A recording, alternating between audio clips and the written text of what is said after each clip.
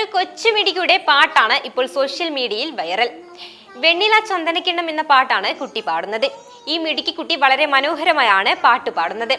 ഈ ചെറിയ പ്രായത്തിൽ എങ്ങനെയാണ് ഇത്രയും മനോഹരമായി പാടുന്നത് എന്ന് നമുക്ക് തന്നെ അത്ഭുതം തോന്നിപ്പോകും. കുട്ടി പാടുന്നത് കേട്ടാൽ ആ മുഖത്ത് നിന്ന് കണ്ണെടുക്കാനും തോന്നില്ല.